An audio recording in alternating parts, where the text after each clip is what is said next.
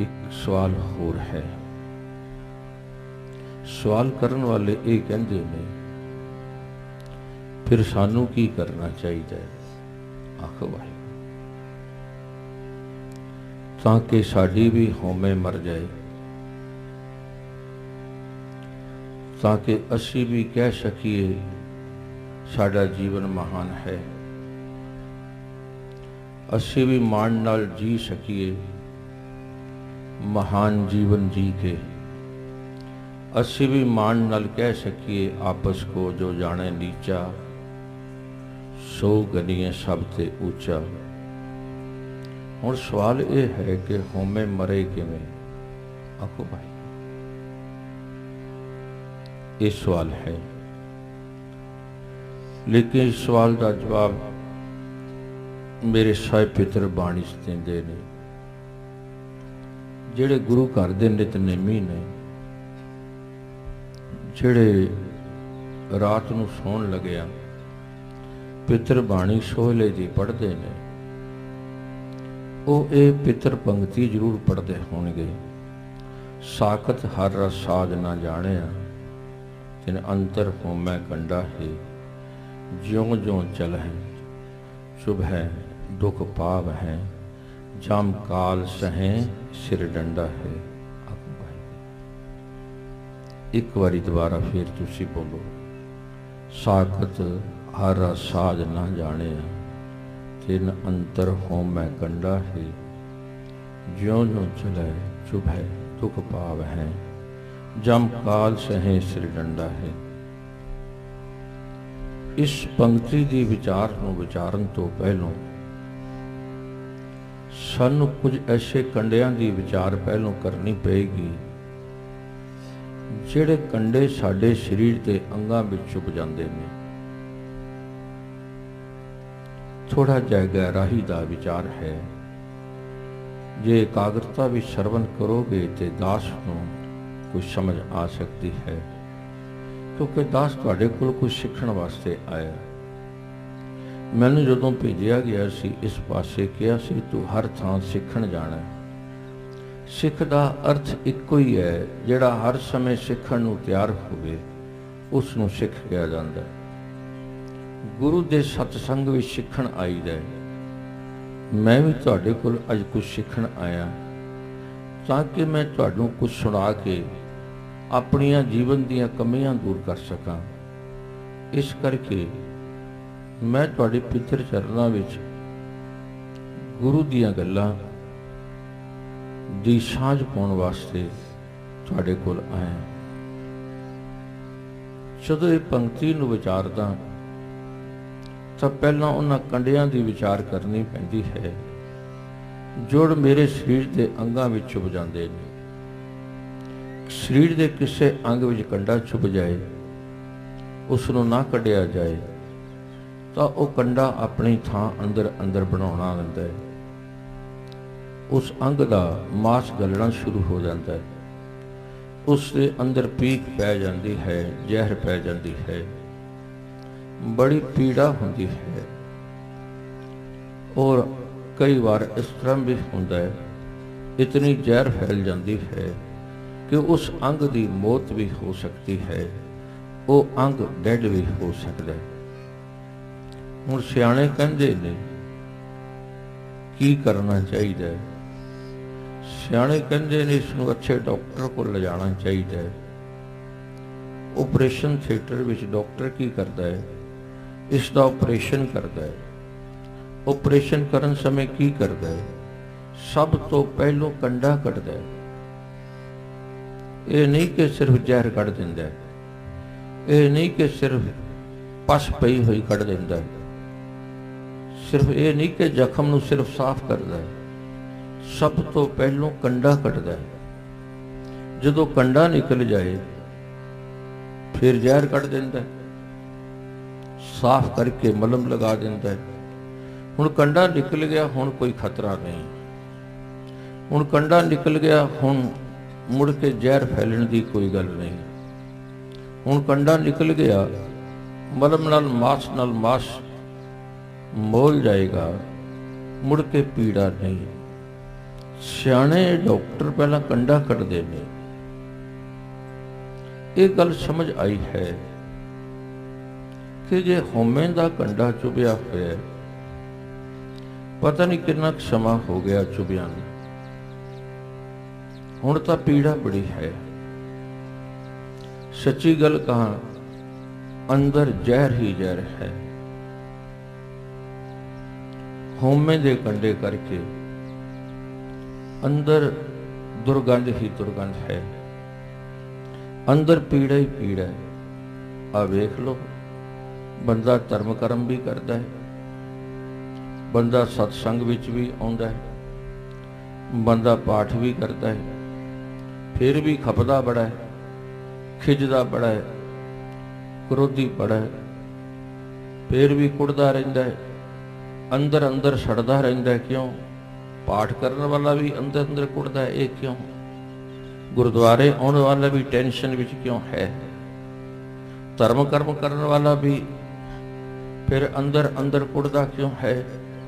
ਤਣਾਅ ਕਿਉਂ ਹੈ? ਕਾਰਨ ਇੱਕੋ ਹੀ ਹੈ ਕਿ ਅੰਦਰ ਹਉਮੈ ਦਾ ਕੰਡਾ ਹੈ। ਆਖੋ ਵਾਹਿਗੁਰੂ। ਪਾਠ ਕਰਦਾ ਹੈ, ਮੈਂ ਇਤਨੇ ਪਾਠ ਕੀਤੇ, ਮੈਂ ਇੰਨੀ ਵਾਰੀ ਗੁਰਦੁਆਰੇ ਗਿਆ, मैं इतने दिन सेवा की, मैं इतनी पूजा की, गल तो सारी मैं ते खड़ी है, गल तो सारी मेरी ती खड़ी है। आखो भाई, अंदर हौमे का कंडा है। आखो भाई, अंदर पीड़ा तो है, कोई शांति विच नहीं, सब अशांत नजर आउंदे ने। मैं गल कह दिया, जो मैं छोटा सी, मैं अपने पिंड जांदा सी, मैं अपने घरां दे बाहर धुआं निकलदा देखदा सी ते मैं अंदाज़ा लगा लैंदा सी मेरे घर अग बल रही है, भोजन तैयार हो रहा है। हुण कुकिंग गैस आ गई, मेरे घर धुआं तां दिखाई नहीं दिंदा, लेकिन अग तां अजे भी मेरे घर बलदी है, भोजन तैयार हुंदा है। किसी दे चंगे कपड़े पाए होए ना देखना, किसी दा रहन सहन दा ढंग चंगा ना वेखना। मैनू तो इउं लगदा हर एक दे अंतर ही चिंता की अग लगी हुई है, कोई भी ऐसा नज़र नहीं आता जिसनूं चिंता ना होवे। आखो आ वेखो, गरीब नूं तां चिंता है, पर अज धनवान नूं भी चिंता है, रोगी नूं तां चिंता है, अज तंदुरुस्त नूं भी चिंता है, प्रजा नूं तां चिंता है, अज राजे नूं भी चिंता है, अज कंगाल नूं तां चिंता है, अज धनाड़ नूं भी चिंता। चिंता चिंता ही चिंता नजर आउंदी है। आखो भाई, सारे बोलो भाई। कारण इको ही है कि अंदर हौमे दा कंडा है। आ वेख लो, जहर भी उगलदा है, बंदा बंदे नूं कुछ समझदा ही नहीं। आ जहर किवें उगलदा देखो, बंदे दी जबान बंदे वर्गी दिखाई देती है, पर बंदे दी बोली सुन के वेखो बंदे दी नहीं रही। आखो भाई, आ बंदे दियां अखां बंदे वर्गियां दिखाई देंदियां ने, पर बंदे दी देखनी तां वेखो अज बंदे वर्गी दिखाई नहीं देंदी। बंदे दे पैर तां बंदे वर्गे दिखाई देंदे ने, पर बंदे दी चाल वेखो बंदे वर्गी दिखाई नहीं देंदी। बंदे दे हथ तां बंदे वर्गे ने, लेकिन देखो तो सही बंदे दे कर्म बंदे वर्गे नहीं दिखाई देंदे। मेरे साहिब नूं तां कहंदे, ए बंदिया तू कहना मैं बंदिया वांगू जीवन जी रहा, पर मैं नेड़ियों देखिया करतूत पशु की मानस जात। आखो किवें कवां तू बंदे वांगू जी रहे? कारण की है? हौमे दा कंडा। आखो भाई, जिथे भी जांदा हौमे। तुसी एक बेनती करा, जिस दरबार में तुसी आए हो, इस दरबार नूं तुसी की कहंदे हो? निमाणियां दा मान।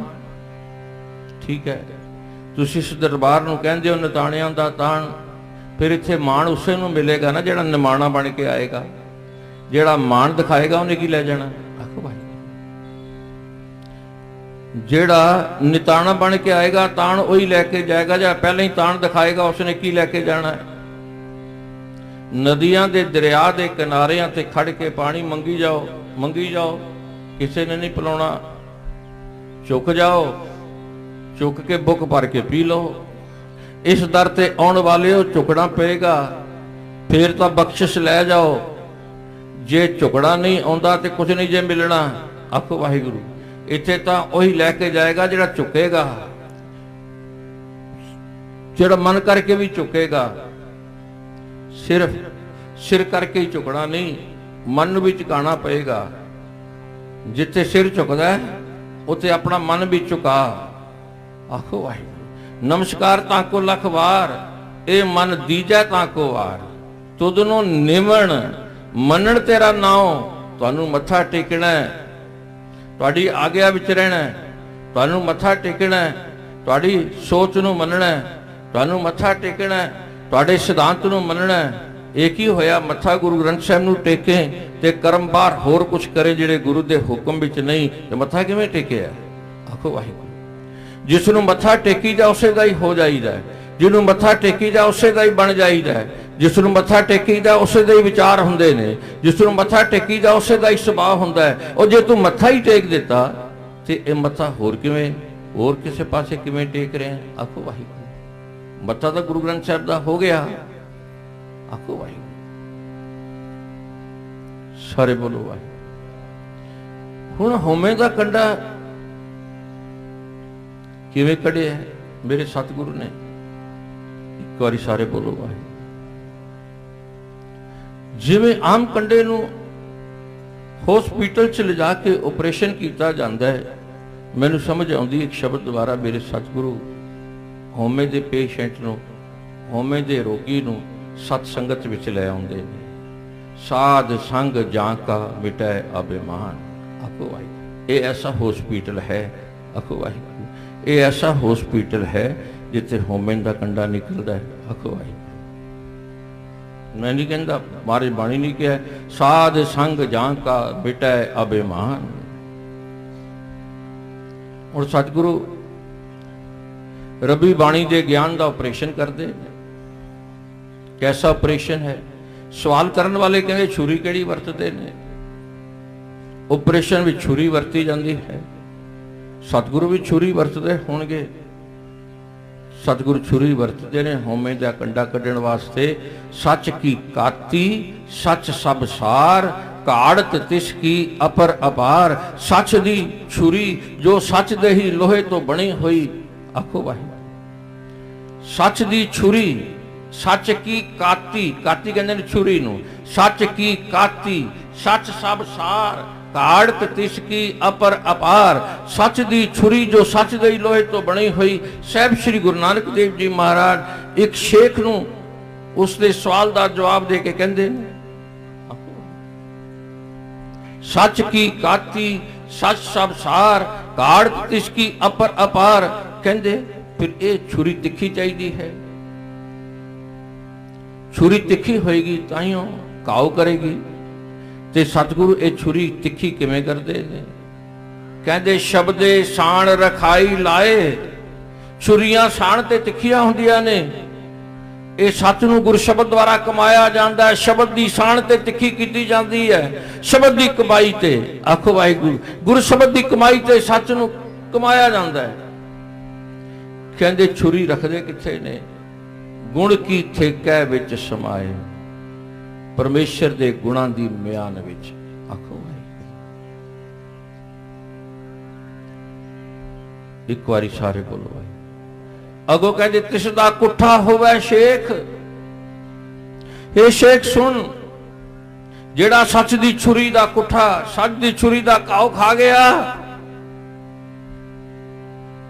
जिसने सच दी छुरी दा काव खादा, जिसने गुरु कृपा नाल सच दी छुरी दा काव खादा, जिसने गुरु प्रसाद करके सच दी छुरी दा काव खादा, जिसने सच्चे दे सच्चे शब्द की कमाई करके सच दी छुरी दा काव खादा। होमे दा कंडा गुरु शब्द की कमाई नाल तां निकलिया ही निकलिया, बल्कि लहू लब निकट्ठा वेख। गंदा खून बाहर निकल गया, लहू लब, लोभ दा खून बाहर चला गया। लब लोभ दा खून निकल गया, खून निर्मल हो गया। जिन्होंने सच दी छुरी दा काव खादा उन्होंने आप गवाया लेकिन गड़ाया नहीं। जिन्हां ने सच की छुरी का खा खादा, जिन्हां ने गुरशब्द को कमा के सच की छुरी का काव खादा, जिन्हां ने गुरप्रसाद द्वारा सच की छुरी का काव खादा, गुरशब्द की कमाई नाल होमे की निवृत्ति हुई। होमे का कंडा तो निकलिया ही निकलिया, लेकिन खून भी निर्मल हो गया, पितर हो गया। चरखड़ियां ते तां चढ़ गए, लेकिन उन्हां दी जमीर नूं कोई खरीद नहीं सकिया। देगां विच तां उबाले गए, लेकिन उन्हां दी जमीर नूं कोई खरीद नहीं सकिया। बंद बंद कटवा गए, लेकिन उन्हां दी जमीर नूं कोई खरीद नहीं सकिया। क्योंकि एक गल कह दिया, अज साडी तुहाडी जो तकदीर उच्ची है, ये इन्हां दी जमीर करके है। आखो वाहिगुरू, जे इन्हां दी जमीर उच्ची सी ते अज साडी तकदीर उच्ची है। जे जमीर उच्ची है ते तकदीर उच्ची हुंदी है।